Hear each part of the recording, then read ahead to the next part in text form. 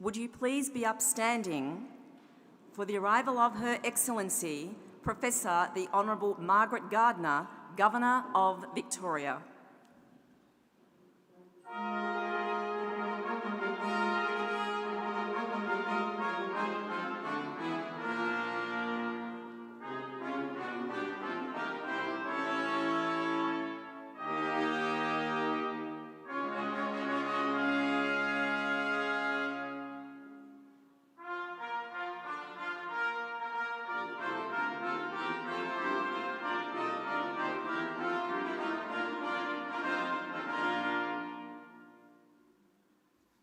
Please be seated.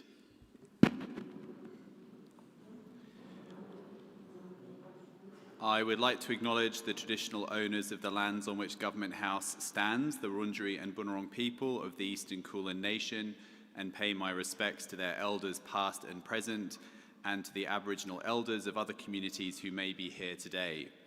Your Excellency, I invite you to present the honours and awards in the Order of Australia.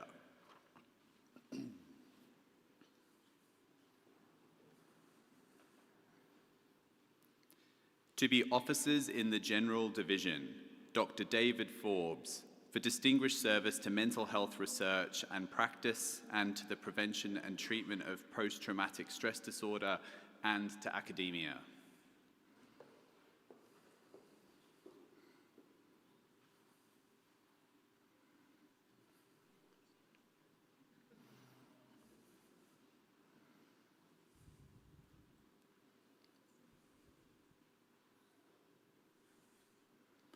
Professor Stephen Marsden Jane, for distinguished service to medical research, to haematology and translational medicine, to advancing access to clinical trials in regional and rural communities, and to tertiary education.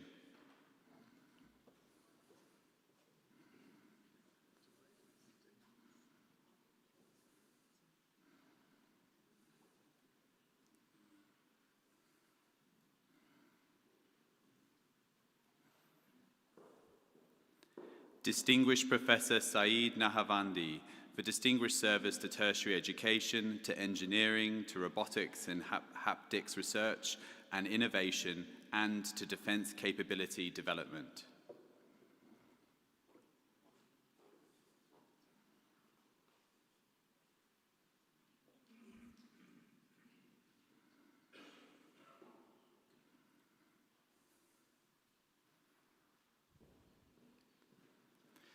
Professor Pascal Genevieve Cuesta, for distinguished service to tertiary education, to academic administration and leadership, to commerce, and as an author.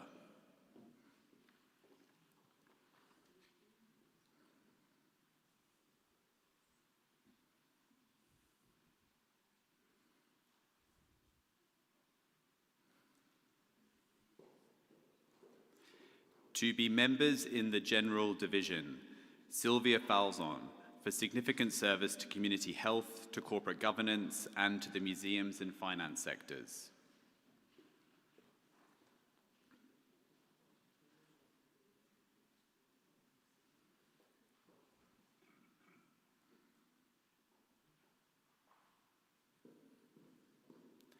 Elizabeth Annette Gilfillan, for significant service to the community through a range of organisations.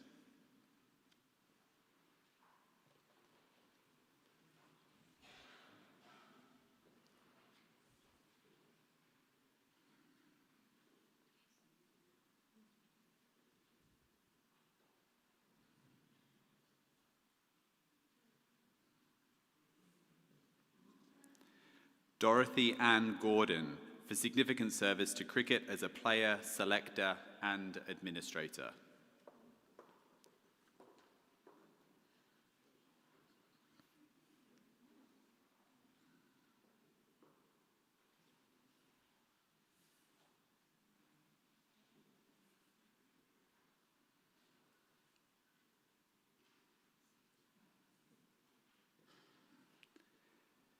Emeritus Professor Deborah Lee Griffiths, for significant service to nursing and to medico-legal education.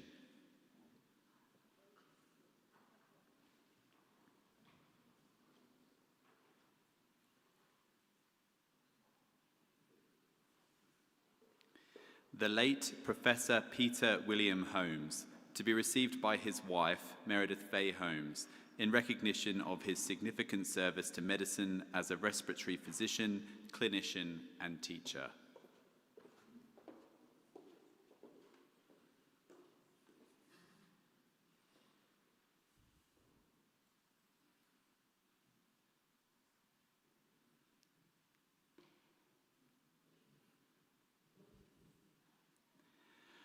Dr. Sophie Belicki Holmes, for significant service to mental health, to family therapy, and to people with disability.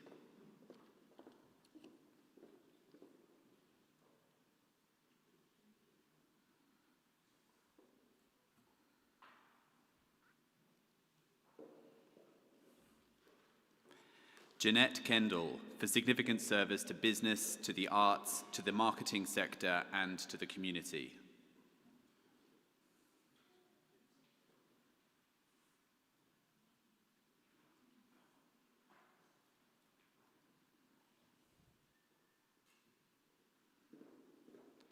Dr. Anne Mary Kennedy, for significant service to early childhood education and to the community.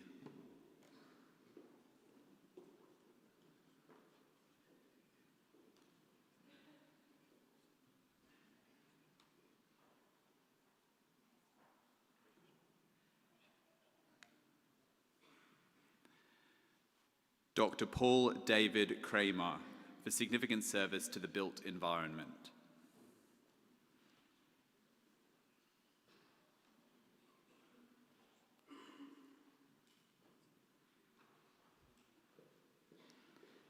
Cedric Hamilton Mason, for significant service to tennis as a player, coach, and administrator.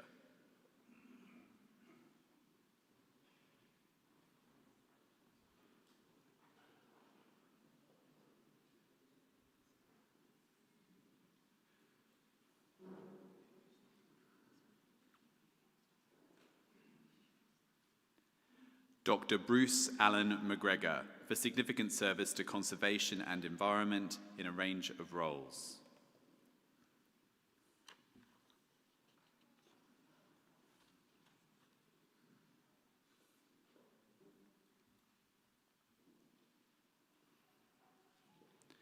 To receive the Bravery Medal, the late Lisa Marie Mandeltort, to be received by her partner, William Murphy, in recognition of her considerable bravery in attempting to rescue a child from a rip at Venus Bay, Victoria, on the 13th of January 2021.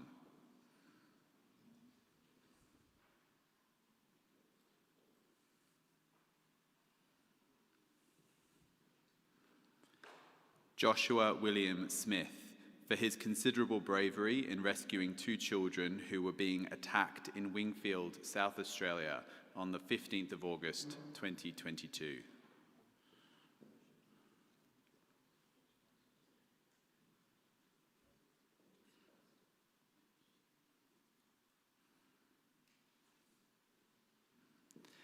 For their considerable bravery following an incident in Alban Vale, Victoria on the 14th of March 2022, Elia Page Johnson.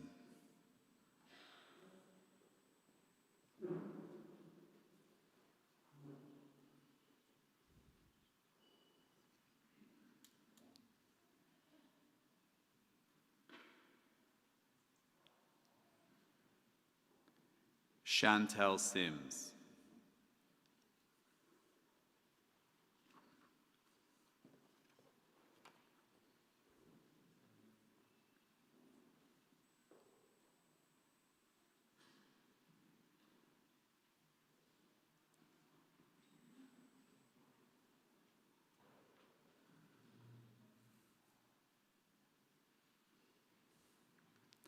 To receive the Australian Police Medal for Distinguished Police Service, Inspector Susan Marie Davis.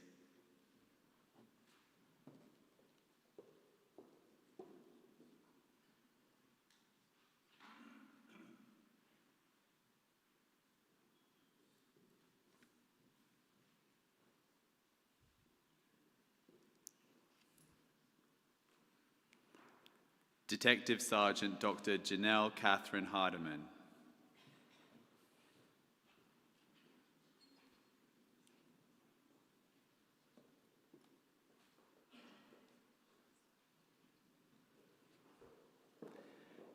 Inspector Kate Louise O'Neill.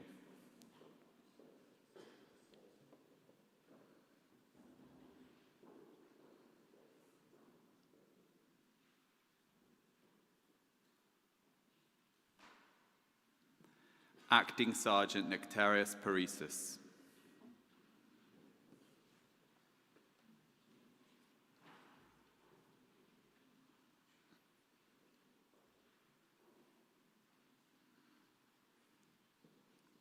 To receive the Australian Fire Service Medal for Distinguished Fire Service, Kelvin Jeffrey Bateman.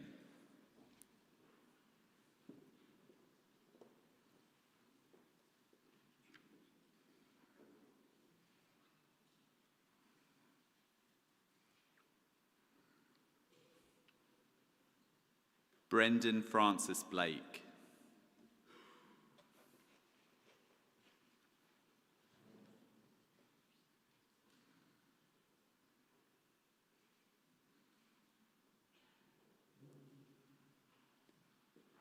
Emma Louise Conway.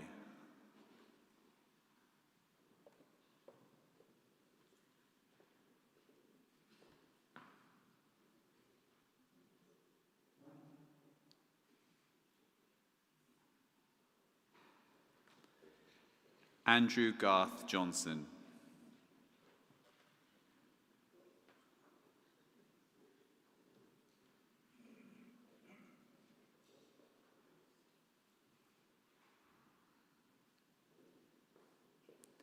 Graham Kirk.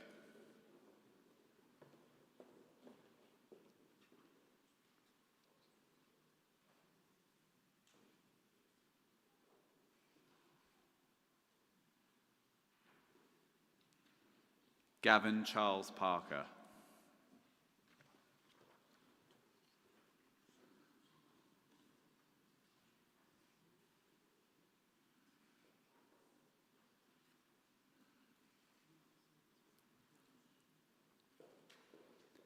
To receive the Ambulance Service Medal for Distinguished Ambulance Service, Jessica Joy Drummond.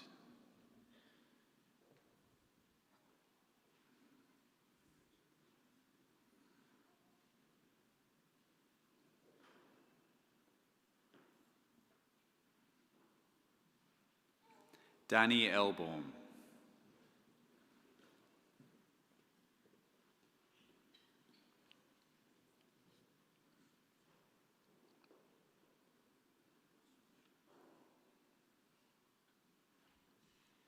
Heather Mary Hodgkin.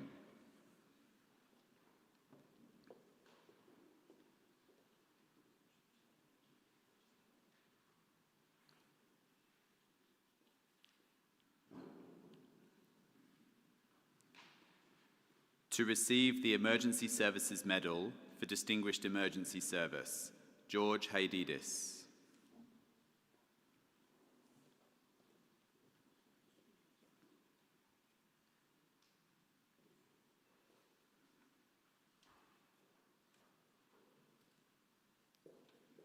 Tony Marcassani.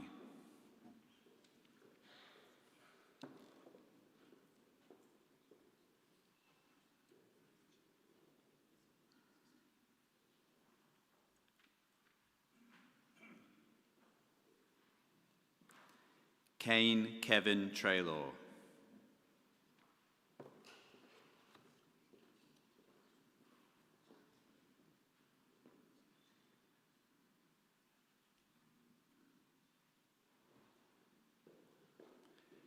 To receive the Medal of the Order of Australia in the General Division, Barry George Fagg, for significant service to charitable organisations and to the community of Geelong.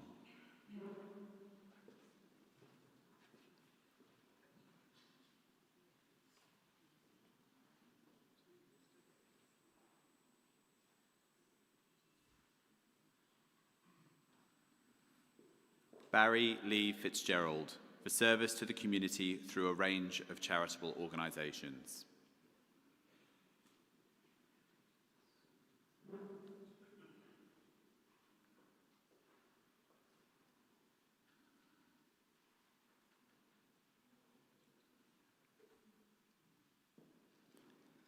Gavin Ashley Fernanda for service to cricket.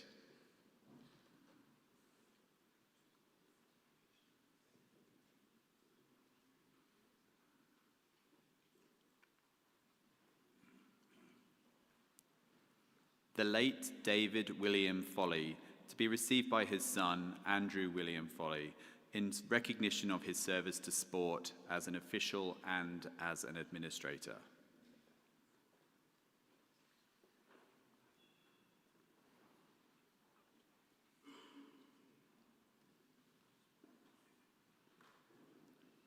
Malcolm John Gardner, for service to environmental conservation and to the community.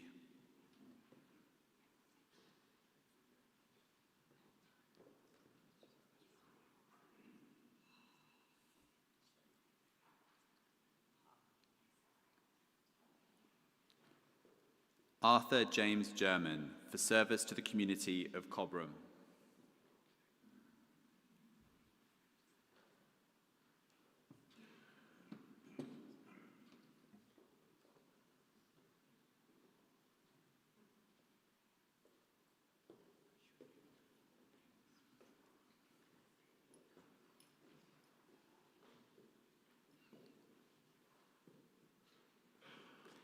Dr. Brian Charles Harper, for service to engineering.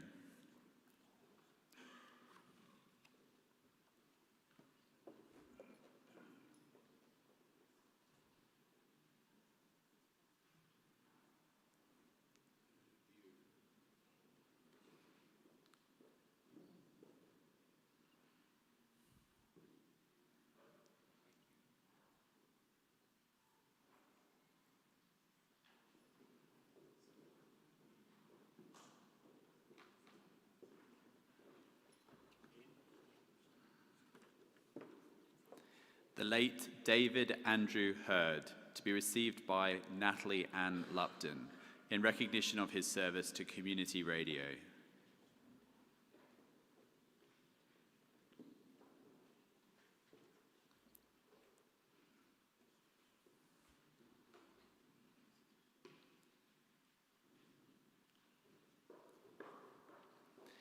Leon Pierre Herview, for service to the community through charitable organisations.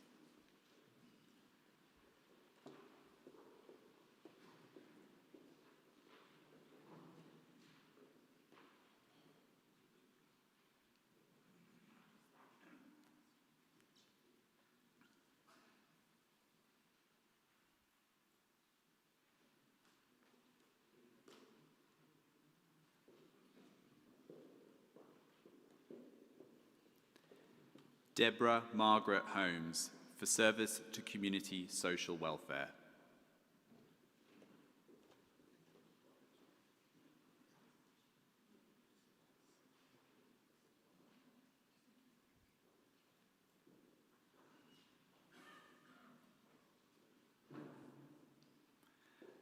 Eliza Rachel Hull, for service to people with disability and to the arts.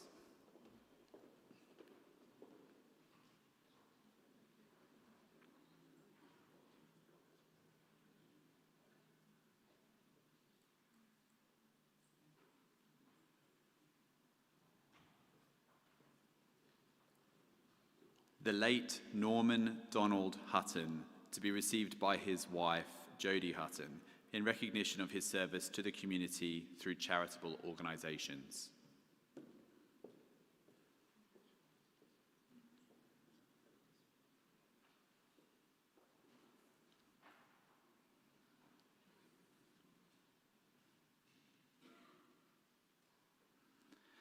Dr. Rondir Jitu, for service to neurosurgery.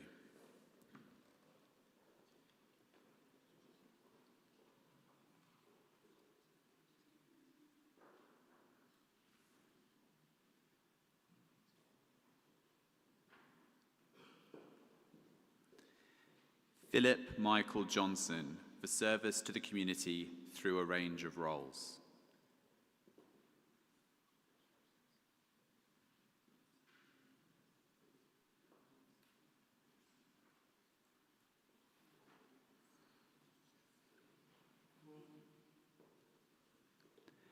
The late Penelope Jones, to be received by her husband, Michael Gonzalez, in recognition of her service to medicine, particularly spleen research.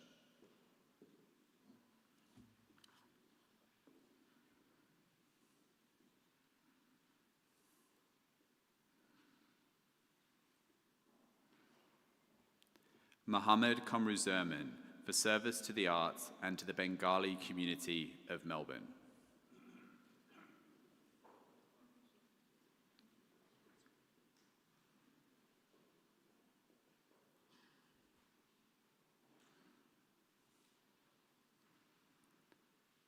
Brian Francis Kane, for service to the community through a range of organisations.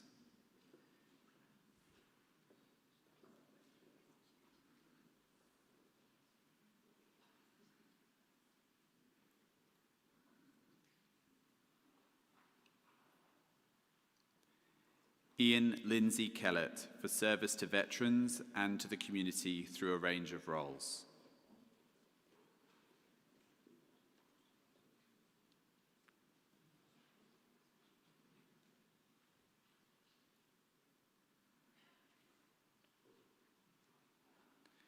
Cook T. Lam, for service to the community of Maribyrnong.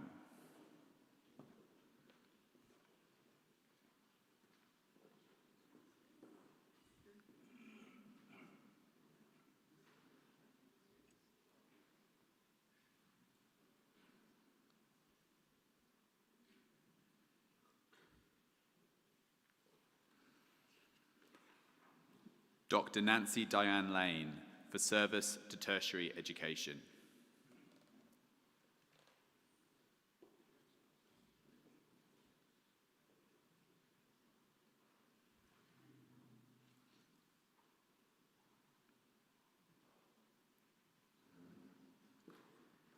Andrew Lee Langford Jones, for service to golf.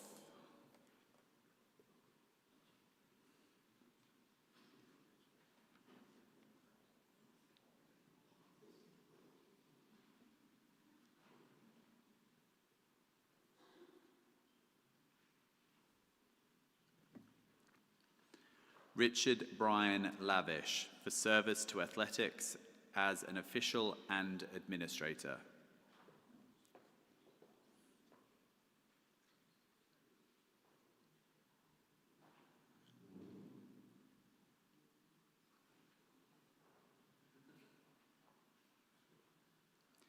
Trong Young Lee, for service to the beauty industry and to the Vietnamese community.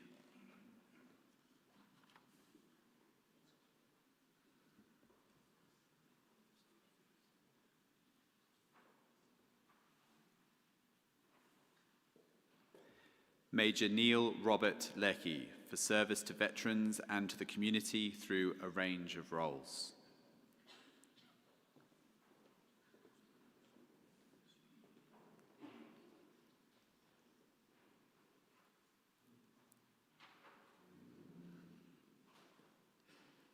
Munhan Regina Lernhuning, for service to the community of Whittlesea.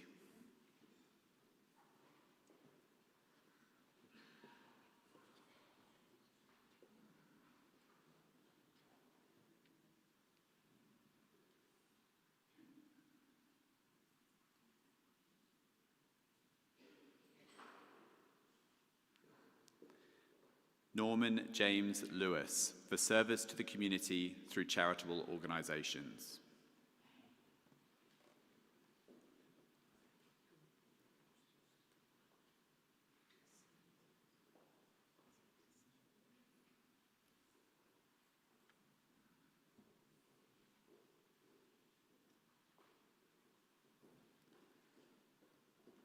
Julian Michael Lucas, for service to people who are deaf or hard of hearing.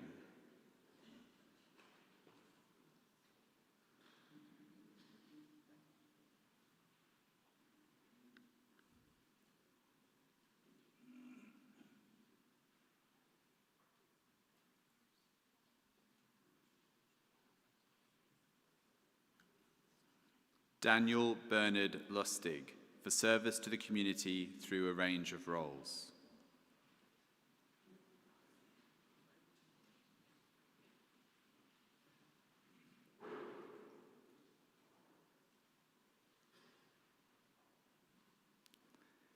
Diane Marlis Mackerel, for service to the community of the Strathbogie region.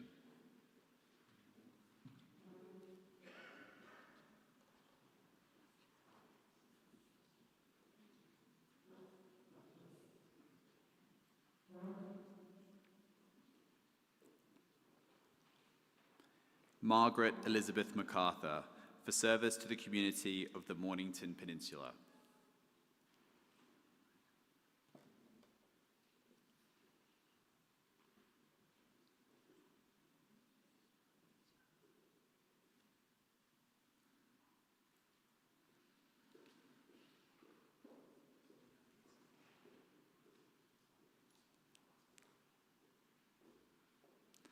Diane Beatrice MacDonald, for service to the community through social welfare organisations.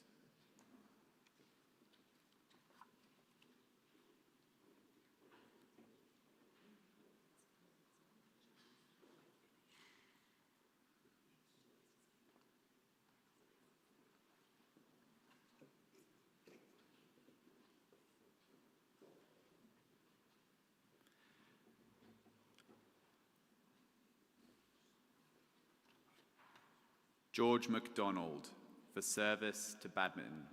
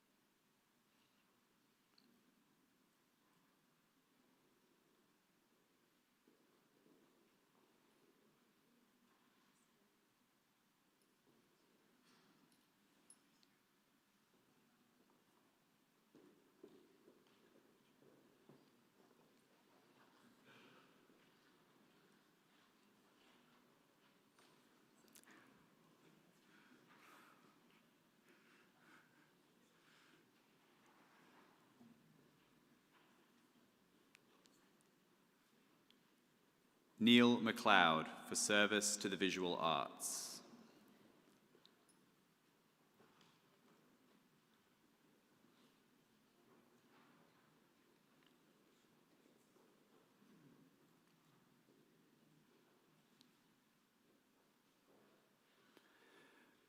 Marie Ellen McPadden, for service to the community through a range of roles.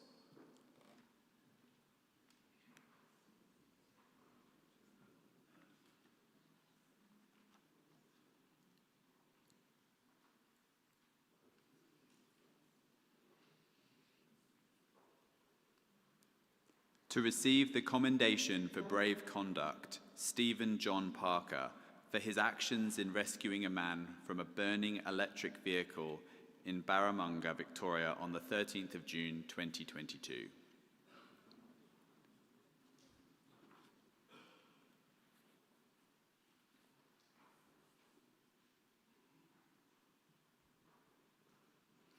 Please join Her Excellency in congratulating all today's recipients.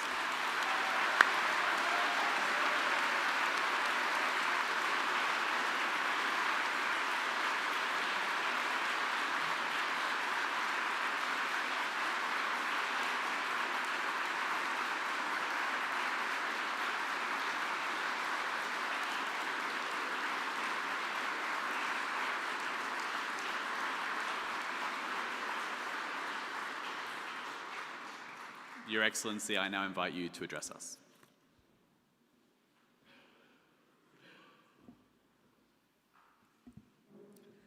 The Honourable Steve Dimopoulos, representing the Premier of Victoria. Anthony Cianfone, representing the Minister for Police. Ryan Batchelor, representing the Minister for Emergency Services. Chief Commissioner Mike Bush, Victoria Police. Commissioner Gavin Freeman, Fire Rescue Victoria. Brett Boatman, representing the Emergency Management Commissioner, Emergency Management Victoria. Trevor Clark, representing the Chair, the Order of Australia Association Victoria Branch. Andrew Crisp, Board Chair, Ambulance Victoria, Dawn Hartog, representing the Chair, Country Fire Authority, distinguished guests, one and all, let me also acknowledge that we meet here today on the lands of the Wurundjeri and Boonwurrung peoples of the Eastern Kulin Nations and pay my respects to their elders past and present and recognise any elders in the room with us this morning. These lands have supported countless generations, yet our nation, which is a modern nation, the Commonwealth of Australia, is younger than the ballroom we are currently gathered in. Australia found its beginnings on the first day, as Australia, of 1901. And this Saturday will mark exactly 125 years since the first National Parliament met in the Royal Exhibition Buildings in Carlton. And of course, at that time, this house was the house of the first Governor-General. And this house was built just over 150 years ago. That meeting in the Royal Exhibition Buildings is immortalised by Tom Roberts' famous painting, The Big Picture. And the scene that day was described in the Argus as a gathering of free people, hopeful people, courageous people, entrusted with the working out of their own destiny and rejoicing in their liberty. It was not until 1949 that Australian citizenship was officially established, though not all members of our nation were at that time able to be Australian citizens. And it's only over 5 decades since an honours system was created to recognise the contributions of our people, and that is what we are actually recognising here today. That's what brings us here, that Australian honours system. The anniversary of the birth of our democracy is worth reflecting on. It was at the time a moment of great ceremony and fanfare. Yet the constitution that brought this nation into being is not distinguished by its bold rhetoric. Within it, we find no grand declaration of rights, no manifesto proclaiming our shared values as a people. That was left for us to determine, and you might argue that our national identity is still unfurling today. But it is a topic of ongoing conversation, and one that can seem difficult to define in words alone. The readiness of some to declare what is un-Australian is an impulse, not necessarily a good one, because it turns us from what brings us together. The best way to understand those values that we didn't write down is not by talking about them, but by experiencing them. Earlier this year, Victorians faced the perils of fire and flood. It threatened lives and livelihoods across the state. As I've visited affected communities, the ideals that actually unite us as a people are palpable. I felt them when meeting with Blaze Aid volunteers in Euroa, who'd just returned from a day of rebuilding fences for a farmer whose hands had been burnt by the fire. I felt them as I entered the public hall in Yark, a tiny little community, which had been transformed into a donation centre by residents looking to support their neighbours who'd lost everything. And I felt these values when speaking with the owners of the general store in Wye River, who, after having their business gutted by flash flooding, awoke the next day to find people of all ages armed with shovels to dig through the layers of mud. Perhaps due to many decades of facing such emergencies, Australians are particularly good at banding together during trying times. But I think it would be incorrect to assume we are only united in hardship. That unity may be most visible during a crisis, but our instincts for fairness and for treating everybody well and equally do not emerge from thin air. They thrive quietly but constantly across all sections of our society. And the contributions we've acknowledged today are testament to this fact. We've seen people recognised for their deep commitment over many decades in their professional careers or in their volunteer service, and often in both. We've seen people recognised for successfully chasing a dream to give back to their communities, and we've seen people recognised for acts of extraordinary courage and ongoing service. All these recognitions go much further in expressing our shared values than words ever could. When we celebrate people, as we have today and will continue to do through our Australian honours system, we are helping to celebrate the values we care about, and we are ensuring those instincts that we have are nurtured and preserved for generations to come. There is no document that prescribes us to act in the ways that we have recognised today. And we know that indeed no nation, and that includes our own, is perfect. But we have reason to be proud of the society we've built together and continue to build within the democratic framework that we wrote for ourselves over a century ago. We remain free, hopeful, and courageous people. We continue to rejoice in our liberty as we work out our shared destiny. 125 years ago, we were offered ourselves to define the freedom and the opportunity for all. Today, we celebrate the work of those who've done much to secure it. Thank you.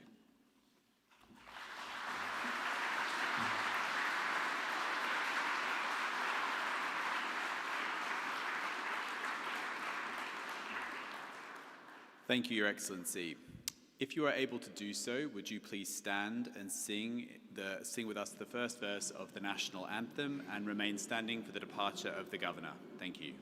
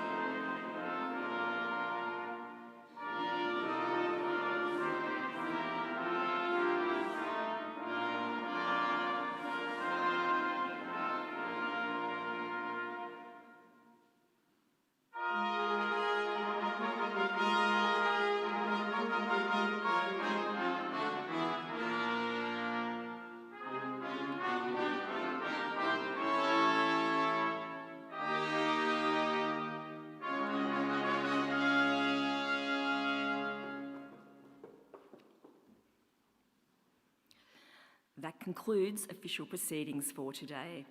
The State Apartments will now be open for your viewing. On behalf of the Governor, I invite you to stay and to enjoy the hospitality of Government House. Please enjoy the rest of your day. Thank you.